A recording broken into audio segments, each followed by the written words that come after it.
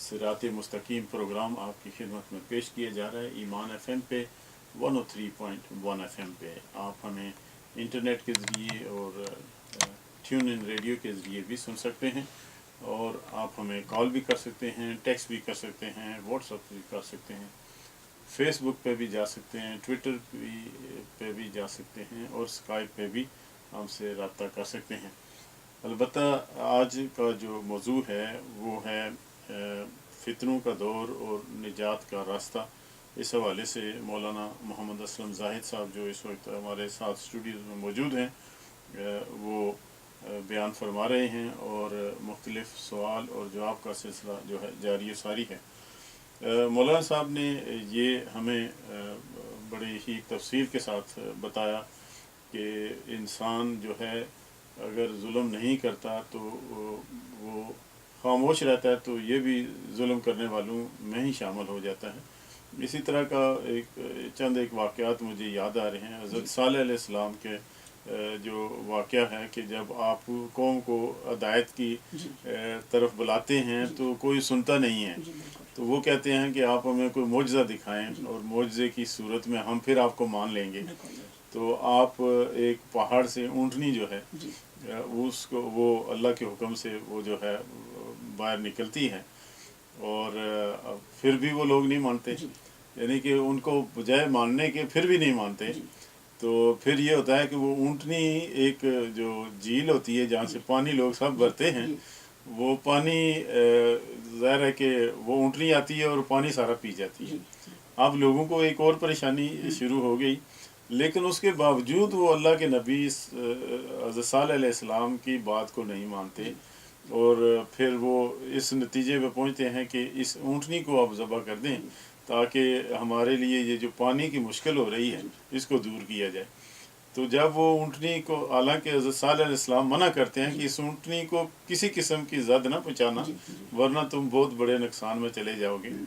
उसमें ऐसे लोग भी थे जो हज़रत सालेह अलैहिस्सलाम की कुछ बात को मानते भी थे, लेकिन हर बात को वो भी नहीं मानते थे। तो जब उन लोगों ने ये काम कर दिखाया कि उस ऊँटनी को ज़बह कर दिया, तो फिर अल्लाह की तरफ से एक ऐसा अजाब नाजिल हुआ उस कौम पे कि वो सफ़ाए अस्ती से ही मिट गई कौम। जी हाँ, उसके लिए देखें पहली बात ये कि आदमी का मजाज होता है, जो सलीमुल फितर लोग होते हैं वो पैगंबरों की दावत पर ईमान लाते हैं, और जिन में वो सलाहियत इतनी नहीं होती वो मौजज़ात की तरफ जाते हैं। अच्छा, मौजज़ा वो चीज़ है जो आजिज़ कर देती है इंसानी अकल और दिमाग को, और उसमें अल्लाह ये बताते हैं कि ये मेरे पैगंबर हैं, इनके साथ मेरी ताकत है। पैगंबर हाथ अम्बिया का, शख्सियत अम्बिया की होती है और ताकत पीछे अल्लाह की होती है, और पैगंबर की शख्सियत पे मौजज़ा ज़ाहिर होता है। अच्छा, मौजज़ा जब आ जाए तो फिर उसमें जब मौजज़ा जो है मतालबे के बाद आए तो फिर उसके तकाज़ों को पूरा करना होता है मांगने वालों के लिए। तो इन्होंने ये कहा कि आप हमें ये बिल्कुल, ये इनका मकसद ये था कि वो लाजवाब हो जाएंगे, लेकिन पैगंबर जिसके साथ अल्लाह की मदद होती है तो वो कभी लाजवाब नहीं होते। हाँ, ये हिकमत होती है कि कभी कोई मौजज़ा दिया जाता है, कभी नहीं दिया जाता। ये लेकिन उन्होंने ऐसी बात की, उन लोगों ने जो बुराई के लीडर थे और कौम को गलत गाइड करने वाले थे, कि हम ऐसी बात करें जो कभी हो ना, और हमारी बात चल जाए कौम में और सालेह अलैहिस्सलाम लाजवाब हो जाएं। और कहा कि ये जो बड़ा पहाड़ है ये अगर फट जाए और इससे कोई ऊँटनी निकले तो फिर हम मानेंगे आप पैगंबर हैं। तो अल्लाह ताला के हुजूर उन्होंने दुआ की, तो अल्लाह ने ये दुआ पूरी की और ये मौजज़ा सालेह अलैहिस्सलाम को अता किया गया। अच्छा, मौजज़ा जब मांग कर होता है फिर उसके तकाजे होते हैं, तो इसके तकाजे ये थे, उन्होंने कहा कि देखो ये अल्लाह की कुदरत की निशानियाँ, ये ऊँटनी अल्लाह की ऊँटनी है, इसको कोई नुकसान नहीं पहुँचा, नंबर एक। दूसरा ये है कि ये चारा चरेगी जहाँ, इसको चरने दो, और पानी जो है, पानी एक दिन ये पिएगी, एक दिन तुम्हारे मवेशी, तो जब तुम्हारे मवेशियों की बारी होगी अपने लिए भर लो, दूसरे दिन इसकी बारी होगी और कोई नहीं आएगा। अच्छा, उसमें यह था कि एक कोई बरकिरदार औरत थी और उसने ये प्लान किया कि सालेह अलैहिस्सलाम की ऊँटनी जो है ये पानी जब पी जाती है हमारे मवेशियों के लिए नहीं बचता, तो उसकी टांगें काटने का प्लान किया, और उसने अपने जो उसके गलत किस्म के लोग थे वो तैयार किया, और बस ये करने की देर थी फिर अल्लाह का अजाब आया और वो लोग गिरफ्त में आए। अब प्लान करने वाले थोड़े से थे लेकिन सारे उसमें आए, क्योंकि उन्होंने मौजज़ा मांगा और उसके बाद फिर जो है उसके तकाज़ों को पूरा न किया। तो इस हवाले से ये चीज़ें जब हम देखते हैं کہ برائی جب عام ہوتی ہے اور لوگ روکتے نہیں ہیں اور وہ سمجھتے ہیں کہ ہم اس کی زد میں نہیں آئیں گے، تو اللہ کی طرف سے جب دنیا میں عذاب آتا ہے تو لوگ اس کے زد میں آتے ہیں، آخرت میں اپنی نیتوں پر فیصلے ہوں گے۔ ایک حدیث میں رسول اللہ صلی اللہ علیہ وسلم نے فرمایا کہ جب جو ہے برائی کی وجہ سے عذاب آتا ہے تو وہ لوگ بھی اس کے زد میں آتے ہیں کہ جو وہ برائی کرنے والے نہیں تھے، جو ہے تو اس میں رسول اللہ صلی اللہ علیہ وسلم نے یہ بتایا کہ قیامت کے دن ہر ایک اپنی نیت پر اٹھایا جائے گا اور وہ اس کے مطابق اس کا معاملہ ہوگا، لیکن دنیا میں جب کوئی پکڑ یا سزا آتی ہے تو جب برائی عام ہو جاتی ہے تو جس طرح پہلے حدیث میں نے بیان کی کہ صحابہ نے پوچھا کہ انہلک وفینا الصالحون، فرمایا نام اذا کثر الخبث، کے نیک لوگوں کے ہوتے ہوئے بھی ہم ہلاک ہو سکتے ہیں۔ آپ نے فرمایا جب خبیث یا خباثت زیادہ ہو جائے تو جب اللہ کا عذاب اترتا ہے تو سب اس کے ذات میں آتے ہیں، اور اس سے روکنے کا طریقہ یہ ہے کہ آدمی برائی سے روکتا رہے۔ تو اسی طرح صالح علیہ السلام، شعیب علیہ السلام، نوح علیہ السلام، جتنے انبیاء، اور اللہ نے ان کا ذکر کیا اور فرمایا اس کے بارے میں کہ کلن اخذنا بذنبہ، ہر ایک کو ہم نے اس کے گناہ کی وجہ سے پکڑا، ان کے گناہوں کی سزا دی۔ تو وہ گناہ کی پکڑ میں ہاں ہماری اس امت میں اور باقی امتوں میں یہ فرق ہے، وہ یہ ہے کہ اس امت پر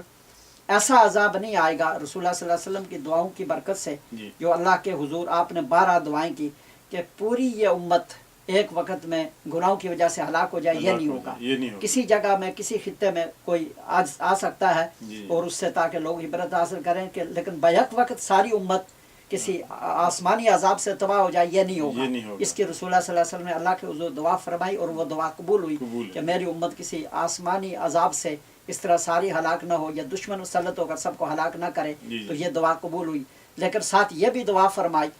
کہ میری امت آپس میں لڑ کے ہلاک نہ ہو۔ تو اللہ کی حکمت ہے، سب سے زیادہ جن کی دعائیں اللہ نے قبول کی اور ان سے مقرب اللہ نے کوئی پیدا نہیں کیا، یہ اس کے امتحان حکمت ہے، وہی جانتا ہے۔ یہ دعا قبولیت کے اس درجے کو نہیں پہنچی، آپ کرتے رہے، تمنا آپ کی رہی، دعائیں جاری رہی کہ میری امت آپس میں نہ لڑے، اور آج اسی میں امت تباہ ہو رہی ہے۔ اور یہ اس کا مطلب یہ ہے کہ زیادہ کام ہمارا حضور کی دعاؤں سے چلتا ہے، اور ایک جگہ جو ہماری آزمائش کی جگہ آ گئی کہ ہمیں بھی وہاں کچھ کرنا ہے، اور وہاں ہم ناکام ہو گئے۔ اور وہ یہ تھا حضور کی وش، تمنا کہ میری امت آپس میں نہ لڑے اور آپس میں جنگ، قتال، قتل یہ آپس میں نہ ہو، اور آج ہو رہا ہے اور ایک دوسرے سے بڑھ کے ہو رہا ہے۔ یہ دیکھیں اس وقت جو جتنی تباہی ہے اس کی بنیاد یہ ہے، ایک دوسرے کے مقابلے میں صف آ رہا ہے، تلواریں اٹھی ہوئی ہیں، ہتھیار تیار ہیں، اور ہر ایک کہتا ہے میں حق پہ ہوں۔ اور اس فتنے کے دور کے بارے میں رسول اللہ صلی اللہ علیہ وسلم میں رات حدیثیں دیکھ رہا تھا، آپ نے فرمایا کہ اپنی تلواریں کند کر کے رکھ دو اور تیروں کو چھوڑ دو اور بالکل تم نہ لڑو، اور تب جا کے یہ ہوگا۔ اور لڑائی کے لیے اگر ہر ایک جو ہے وہ آمادہ ہوتا رہے گا، اور پھر فتنوں کے حوالے سے یہ بھی، چونکہ نجات کے راستے کی ہم بات کر رہے ہیں، تو نجات کا راستہ ہمیں ملے گا کہ پرامن زندگی ہم گزاریں اور امن کی بات کریں، اور لڑائی کی بات نہ کریں، لڑائی کو روکنے میں اپنا کردار ادا کریں۔ اور رسول اللہ صلی اللہ علیہ وسلم نے صحیح حدیث میں، بخاری مسلم کی روایت ہے کہ جب آدمی جھگڑے کو چھوڑتا ہے، لڑائی سے وہ دستبردار ہوتا ہے، تو اللہ تعالیٰ ربض جنت میں اس کا گھر بناتے ہیں۔ جنت کا ایک بہت اونچا درجہ ہے، چاہے وہ حق پر ہے، یعنی وہ حق پر ہے اور حق پر ہونے کے باوجود اس نے جنگ کو چھوڑ دیا، وہ لڑتا نہیں، وہ جنگ نہیں کرتا، اللہ اسے یہ اجر دیں گے کہ ربض جنت میں اس کا گھر بنائیں گے۔ یہ کیوں؟ حق پہ ہوتے ہوئے حق پہ ہوتے ہوئے لڑائی نہیں کی۔ تو یہ جو چیزیں امت کو بتائی گئی ہیں، اس سے امت بہت دور جا رہی ہے۔ آج کا ہوتا کیا ہے کہ جذباتی جوان اٹھتے ہیں، جن کو نہ کبھی ان کا نام سنا، نہ کبھی ان کے باپ دادوں کا نام سنا، فلاں جگہ فلاں خلیفہ پیدا ہو گیا، فلاں جگہ فلاں امام پیدا ہو گیا، فلاں جگہ فلاں رہبر صاحب پیدا ہو گئے، اور وہ رہبر صاحب سب سے پہلے اسلحہ اٹھاتے ہیں اور اپنے ساتھ ایک چھوٹا سا گروپ بناتے ہیں کہ ہم دنیا کو فتح کرنے جا رہے ہیں۔ کسی بے گناہ کو نہیں دیکھتے، کسی مذہب والے کو نہیں دیکھتے، کوئی کسی کا کوئی مذہب ہے، کوئی کیا کر رہا ہے، کوئی جو ہے نا قتل عام ہوتا ہے اور وہاں خلافتیں قائم ہو رہی ہیں، وہاں عمارتیں قائم ہو رہی ہیں، وہاں رائے بر صاحب اپنی ایک حکومت بنا رہے ہیں۔ یہ عراق میں جیسے ہو رہا ہے اور جو آگے پیچھے جو ہوا، تو یہ قتل و قتال، قتل و غارت، تو یہ ساری چیزیں، یہ بالکل فتنہ ہے، بالکل فتنہ ہے، فتنے کا دور ہے۔ اور اس میں رسول اللہ صلی اللہ علیہ وسلم کی حدیث یہ بتاتی ہے کہ جو آدمی ان فتنوں سے دور رہے گا اور وہ جو اس کے خلاف کام کرے گا، خلاف کام یہ ہے کہ آپ امن کی بات کریں, جی جی آپ صلح کی بات کریں, آپ اصلاح کی بات کریں, جی. آپ جنگ کو ختم کرنے کی بات کریں صحیح اور لوگوں کی حفاظت کی بات کریں, تو صحیح. یہ ہوگا اس سے نکلنے کا راستہ, یہ ہوگا نجات کا راستہ. بالکل. یہ آیات اور حدیث ہمیں بالکل واضح طور پر یہ بتاتی ہے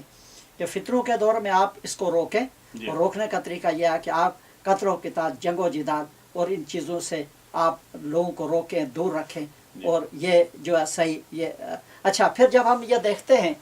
کہ نجات کے راستے کی ہم بات کرتے ہیں, جی. تو قرآن کریم میں اللہ نے یہ بتایا کہ جب ہمارا نظام آئے گا وَلَا يُبَدِّلَنَّهُم مِّن بَعْدِ خَوْفِهِمْ أَمْنًا, کہ ہم خوف کو امن سے تبدیل کر دیں گے, تبدیل کر دیں. سبحان خوف ختم ہو جائے گا, امن آ جائے گا. جی. لوگوں کو آسان ہے پرکھنے کا طریقہ کہ کہیں اگر کسی بھی تحریک سے دنیا میں امن قائم ہو رہا ہے تو جی. یہ سمجھ لیں کہ یہ اللہ اور اللہ کے رسول کی نمائندگی ہو رہی ہے, جی. اور اگر خوف اور پھیل رہا ہے جی. تو یہ پھر اس کے خلاف ہے, صحیح. کیونکہ شکلیں کئی ہو سکتی ہیں, صورت دیکھنے میں کچھ بھی ہو سکتی ہے کہ وہ دیکھنے میں آپ کو بڑی پرکشش نظر آئیں, جی. اور ظاہری ان کی حالت آپ کو بالکل دین کے مطابق نظر آئے, لیکن ان کا مشن اس انداز سے ہم نے پرکھنا ہے کہ اس تاریخ سے دنیا میں عمل پھیلتا ہے یا خوف پھیل رہا ہے. اور امام مہدی علیہ السلام کے بارے میں رسول اللہ صلی اللہ علیہ وسلم نے فرمایا کہ جب وہ آئیں گے تو روئے زمین کو عدل سے بھر دیں گے, جبکہ اس سے پہلے زمین ظلم سے بھری ہوئی ہوگی. جی جی. تو زمین پہ عدل قائم ہوگا, ظلم ختم ہوگا, تو یہ امام مہدی کی تحریک ہوگی. تو اس حوالے سے جب ہم یہ دیکھتے ہیں کہ دنیا میں عدل عام ہو رہا ہے, سچائی عام ہو رہی ہے, ظلم مٹ رہا ہے, اور لوگوں کو قریب لانے کی بات کی جا رہی ہے, اور شفقت اور محبت کی باتیں, لوگوں کو آپس میں جوڑ کی باتیں, تو یہ پھر مشن ہوگا وہ صحیح جو رسول اللہ صلی اللہ علیہ وسلم اور آپ کی تعلیمات ہیں. جزاک اللہ خیر. مولانا صاحب, ایک میں اذان نشر کر لوں اثر کی, اور پھر اس کے بعد باقی یہ گفتگو جو ہے